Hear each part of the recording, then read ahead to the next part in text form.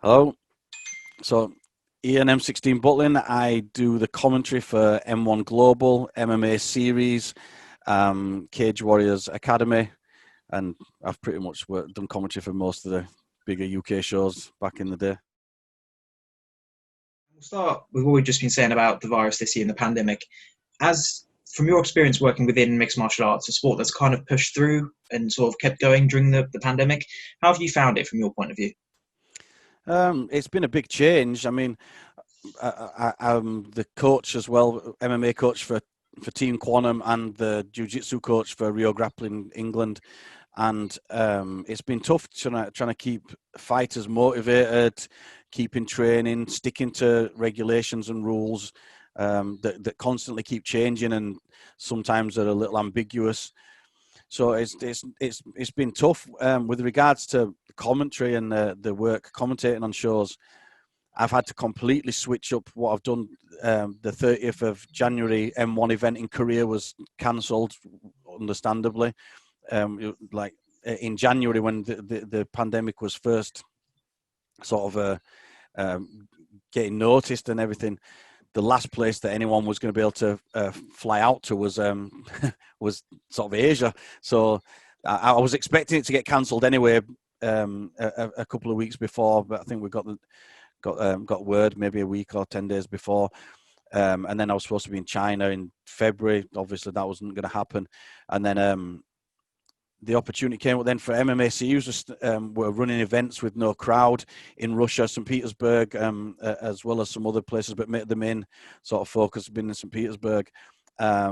And it was a case of having to set up a full home studio so that I can work. So I've, working on the MacBook Pro that's fast enough to work all the equipment that I need, proper headsets, proper sound system, the big widescreen system. Like it's really good how they send me through the signal. I've basically got the signal, so I've got a big sort of ultra wide curved monitor here.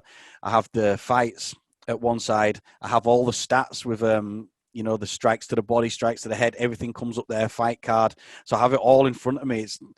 It's maybe easier than sitting there live. I've got so much information, so it's good. And you mentioned no fans and how they've had to adapt. You've obviously been a fighter yourself. You've had fans watching you.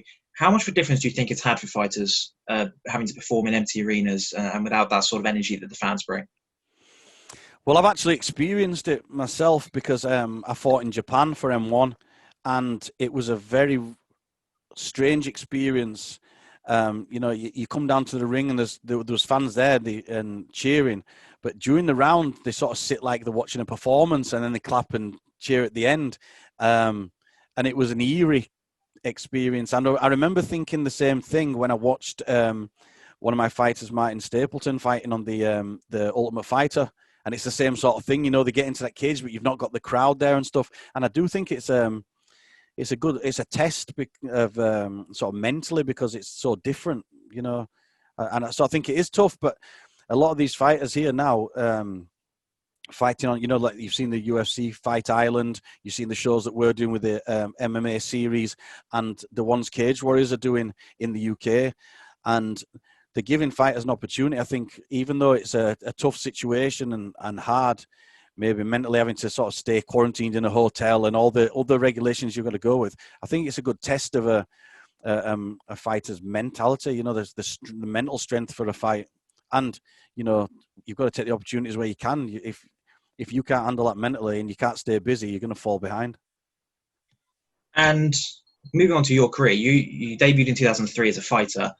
How difficult has it been for you to transition from a fighter into more of a presenting commentary role? Has there been any challenges, or has it sort of come naturally to you? Yeah. Do you know what? I think, if you look at any of the videos that I've done, that I've got of my fights and me on the microphone afterwards, I was always fairly vocal and confident. I boxed for years before I moved into mixed martial arts. I boxed around the world in front of big crowds, in Cyprus, especially. I was in a big arena. Then I boxed in the Seychelles as well, again, in front of TV and things like that. It's never been something that really bothered me. In fact, it's something that I've enjoyed. And then that again in mixed martial arts. My first commentary was on the fight with Roberto Atala, who's the head of Rio Grappling England, Rio Grappling in the world, Rio Grappling Club. He's my coach, my Brazilian Jiu-Jitsu coach. And I did his fight with Alex de Souza down in Portsmouth. That was the first commentary I did. That must have been 2004. So I was fighting and commentating sort of side by side anyway. And throughout your career, you mentioned on your website that you've fought and you've competed and travelled around the world with mixed martial arts, Japan, America, Seychelles. Has there been a particular place that you've thought that's a really good place to perform in terms of fans, hospitality, just the full-on vibe of mixed martial arts? Is there one place that comes to mind? Yeah, the two that stand out for me, Japan was one that I always wanted to do. You see, it's kind of like the home of martial arts, and I know like Brazilian Jiu-Jitsu, obviously from Brazil, but Japan's always had that sort of that martial arts kind of the spiritual kind of place, which is something I like. So it was a dream come true to be able to fight over there. But the one that probably stands out to me, and I've spent a lot of time there, and obviously with the work I do, is Russia. Like the fighters there are so hungry. The level of the fighters is so high, and I've said before that I believe that Khabib has made it a good transition and an easier transition for a lot of the fighters. I think, some of the names are hard to pronounce and they're difficult for people. And I think that made it hard to sell the fighters early on, or at least I think maybe the promoters thought it'd be hard to sell. But with Khabib being so dominant and his performance has been so good, I think it's paved the way for other fighters. You see so many Russian fighters now where, I've been doing commentary for M1 for 11 years now. And I've seen so many good high-level fighters, and I've always said the level there is the same as the UFC. There's some fighters in there that I think are better, and now you see it. And just with the last card with Khabib on, Shavkat Rakhmonov from Kazakhstan, and Volkov, you saw the level that they've got, and those are M1 champions who have come into the UFC and are performing at a high level. And so you've been involved in British MMA, English MMA for nearly 2 decades now.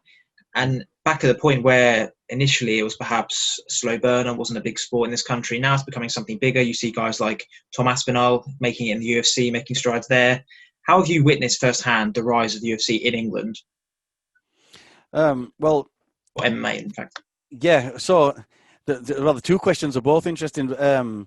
I just started doing mixed martial arts when the UFC was on at the Royal Albert Hall, so that was the first event. I was training with a guy called Les Allen, who was just in Halifax, so it's the next town on from me. I'm in Huddersfield. And he'd fought out, he went over to the Lion's Den, passed the Lion's Den trials, and fought for Ken Shamrock's Lion's Den.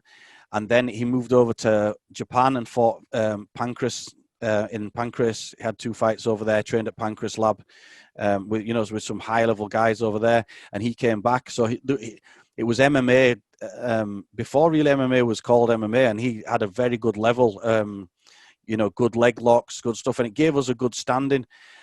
Obviously from there I've seen the UFC with Ian Freeman, Lee Remedios, Mark Weir, and it was kind of, the way that it's took off, I always hoped it would, because it was a sport I loved. But I didn't think it'd be as mainstream as it is now. And I think a lot of thanks has got to be given to Conor McGregor, because if it wasn't for him, I don't believe that, your average guy in the street would be talking, or your average guy in the pub would be talking about mixed martial arts.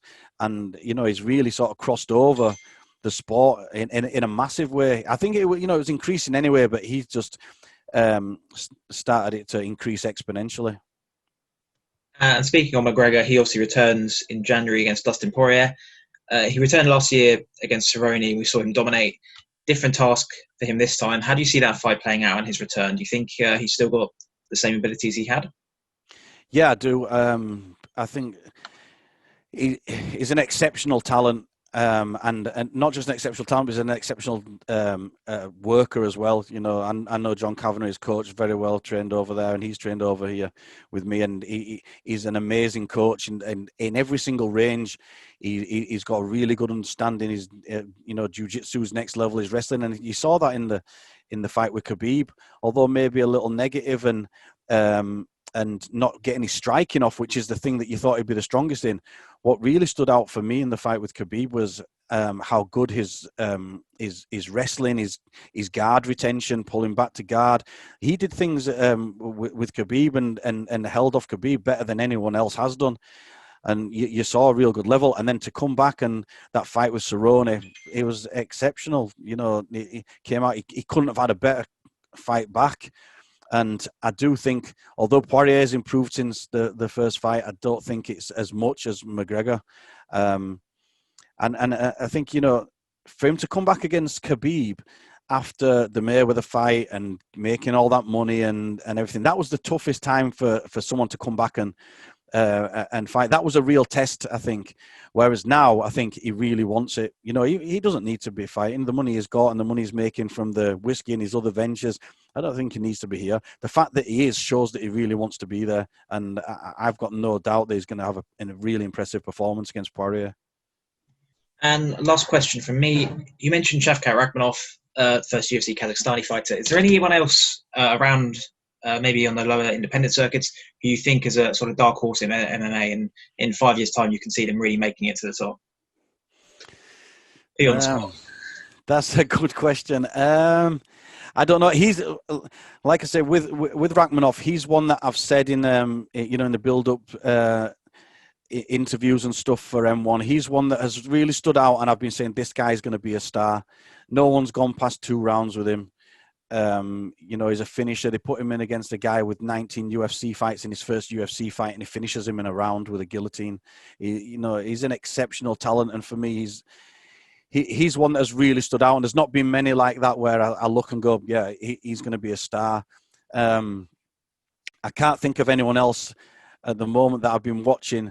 I mean, the MMA series is building quite well. You know, we're on Clash TV every Saturday, and they're building up real stars. There's a few that have been on there now. We're on the 20th event was last weekend. We've got event 21 tomorrow. And there's some guys on there now that have had sort of 4 or 5 wins on the show that I'm starting to think, yeah, Fedor Durimanov, again, good fighters, but they're a little bit off getting to that sort of level. But, you know, there's definite potential.